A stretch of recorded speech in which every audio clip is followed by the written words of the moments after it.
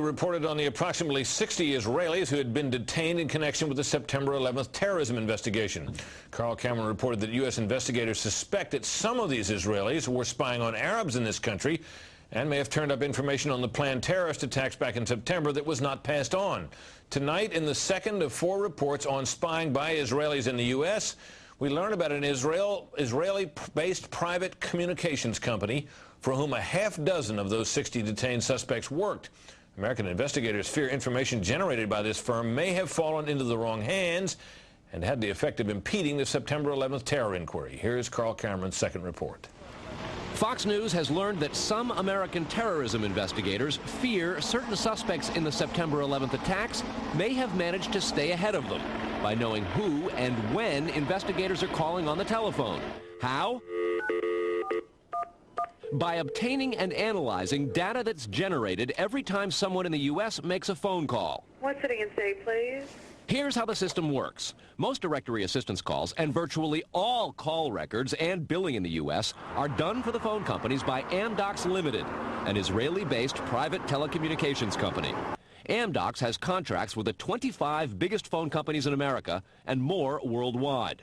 The White House and other secure government phone lines are protected, but it is virtually impossible to make a call on normal phones without generating an Amdocs record of it. In recent years, the FBI and other government agencies have investigated Amdocs more than once. The firm has repeatedly and adamantly denied any security breaches or wrongdoing.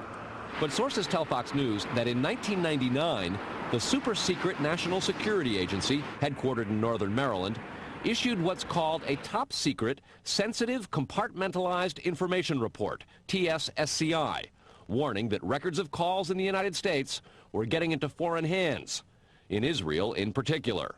Investigators do not believe calls are being listened to, but the data about who's calling whom and when is plenty valuable in itself. An internal Amdocs memo to senior company executives suggests just how Amdocs-generated call records could be used. Quote, widespread data mining techniques and algorithms, combining both the properties of the customer, like credit rating, and properties of the specific behavior such as whom the customers are calling.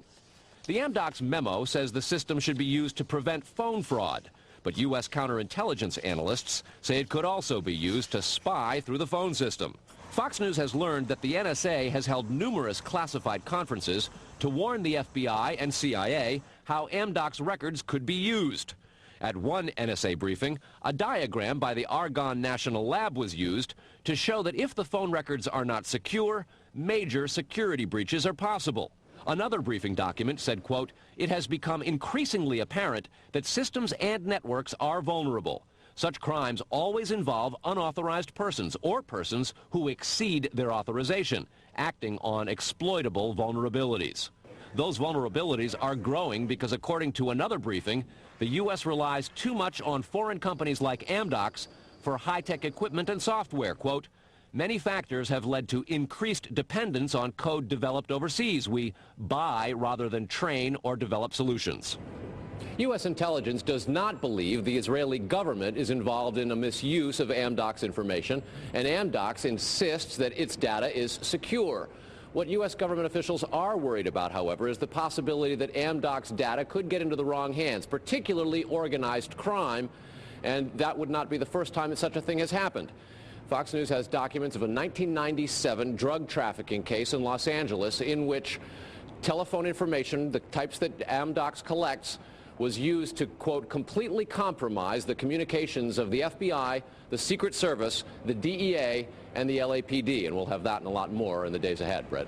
Carl, I want to take you back to your report last night on those 60 people who are Israelis who were detained in the anti-terror investigation, and the suspicion that some investigators have that they may have picked up information on the 9/11 attacks ahead of time, not passed it on.